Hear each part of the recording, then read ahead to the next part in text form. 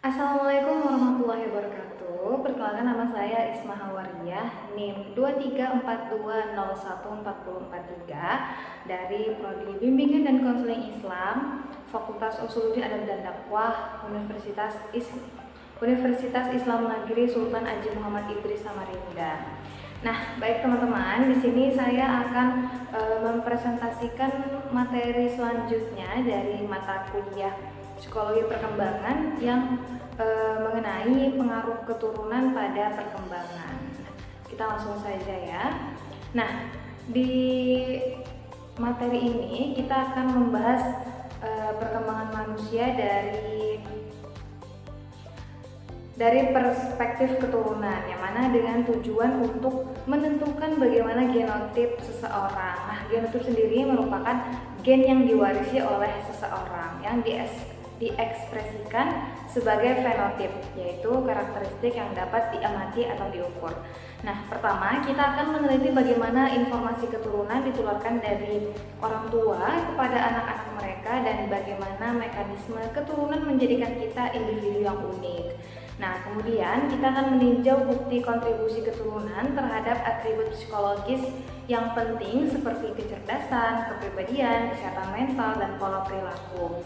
Nah, bukti ini menyiratkan bahwa gen dengan sendirinya menentukan lebih sedikit dari yang mungkin kita bayangkan. Nah, seperti yang kita lihat, karakteristik manusia yang paling kompleks adalah hasil dari interaksi yang panjang dan rumit antara kekuatan alam atau keturunan dan juga pengasuhan atau lingkungan. Nah, baik, kita langsung saja ke tema pertama, yaitu prinsip-prinsip penularan keturunan. Untuk memahami cara kerja keturunan, kita harus mulai dari pembuahan, yaitu saat dimana sel telur yang dilepaskan oleh ovarium wanita dan dalam perjalanan menuju rahim melalui tuba falopi yang dibuahi oleh sperma pria. Nah, setelah kita menetapkan apa yang diwariskan pada saat pembuahan, kita dapat meneliti mekanisme yang digunakan gen untuk memengaruhi karakteristik yang kita tunjukkan. Nah, konsepsi adalah momen pembuahan ketika sperma menembus sel telur membentuk zigot. Nah, dari genetik ini terdiri dari yang pertama ada zigot, yang kedua kromosom, yang ketiga gen, nah yang keempat ada DNA, yang kelima mitosis, yang keenam sel germinal, dan yang terakhir adalah persilangan. Jadi dari itu semua tadi merupakan materi dari genetik yang dihasilkan dari pembuahan tadi. Nah, keunikan keturunan. Ketika sepasang kromosom terpisah selama meiosis, maka hanya ada peluang kromosom mana yang akan berakhir di sel baru tertentu. Dan karena setiap pasangan kromosom terpisah secara independen dari semua pasangan lainnya, menurut prinsip pemilihan independen, ada banyak kombinasi kromosom yang berbeda yang dapat dihasilkan dari meiosis satu sel germinal. Nah, jadi kromosom ini ada dua ya teman-teman. Yang pertama adalah kromosom X. Nah, kromosom X adalah kromosom seks yang lebih panjang dari keduanya, di mana wanita normal memiliki 2 kromosom X, sedangkan pria normal hanya memiliki 1. Nah, selanjutnya ada kromosom Y. Kromosom seks yang lebih pendek dari keduanya adalah di mana pria normal memiliki 1 kromosom Y saja, sedangkan wanita tidak memilikinya. Ya, jadi tadi wanita itu memiliki 2 kromosom X, sedangkan pria normal hanya 1 X dan juga 1 Y. Nah, di antara keunikan keturunan ini ada yang terdapat menghasilkan kelahiran ganda, di mana ada satu keadaan 2 orang yang berbagi genotip. Kadang-kadang zigot akan terbelah menjadi sel-sel yang terpisah tetapi identik, yang kemudian menjadi 2 individu. Nah, ini tuh disebut kembar monozigot atau identik karena mereka berkembang dari zigot tunggal dan memiliki gen yang identik. Nah, kembar identik terjadi pada sekitar 1 dari setiap 250 kelahiran di seluruh dunia. Nah, apa sih kembar monozigot itu? Nah, kembar monozigot atau identik adalah kembar yang berkembang dari 1 zigot yang kemudian membelah untuk membentuk 2 individu yang identik secara genetik. Nah, kayak contohnya bayi-bayi yang kembar itu ya. Nah, selanjutnya adalah kembar dizigot atau fraternal. Kembar yang terjadi ketika seorang ibu melepaskan dua sel telur pada waktu yang hampir bersamaan dan masing-masing dibuahi oleh sperma yang berbeda, sehingga menghasilkan dua zigot yang berbeda secara genetik. Oke, selanjutnya adalah apa itu fungsi gen? Pada tingkat biokimia yang paling mendasar, gen memerlukan produksi asam amino yang bentuk enzim dan protein lain yang diperlukan untuk pembentukan dan fungsi sel-sel baru. Gen misalnya mengatur produksi pigmen yang disebut melanin di iris mata. Gen juga membantu diferensiasi sel, menjadikan beberapa sel sebagai bagian dari otak dan sistem saraf pusat, dan yang lain sebagai bagian dari sistem peredaran darah, tulang, kulit, dan sebagainya.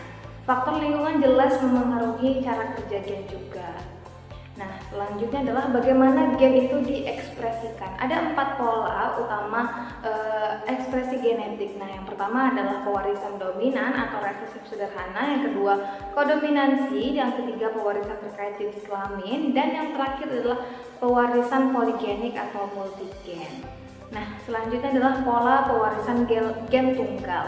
Gen memengaruhi karakteristik manusia dengan berbagai cara. Terkadang karakteristik manusia ditentukan oleh tindakan satu gen, terkadang karakteristik ditentukan oleh tindakan banyak gen yang bekerja sama, di mana yang disebut sebagai pewarisan poligenik.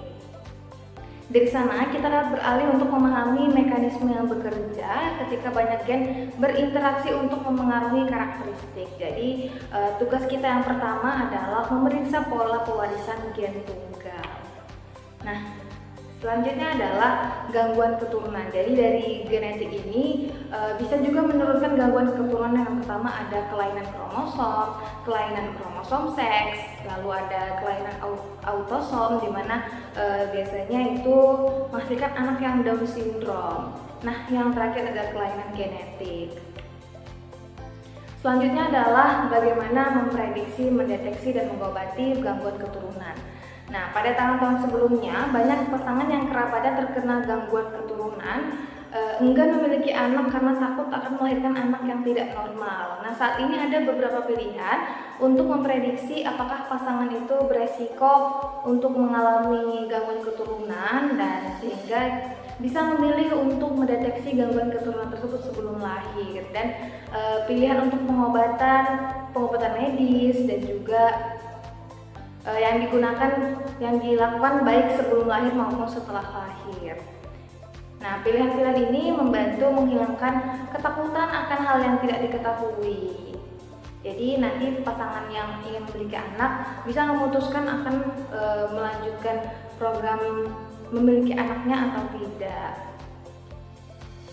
Nah, kita telah melihat bahwa gen memainkan peran utama dalam menentukan penampilan kita dan banyak karakteristik di fisik kita. Meskipun ahli genetika memandang perkembangan sebagai proses di mana genotip seseorang diekspresikan dalam fenotip, mereka bukanlah ahli hereditas yang ketat, yakni mereka nggak percaya bahwa gen aja nih yang menentukan sifat atau fenotip manusia.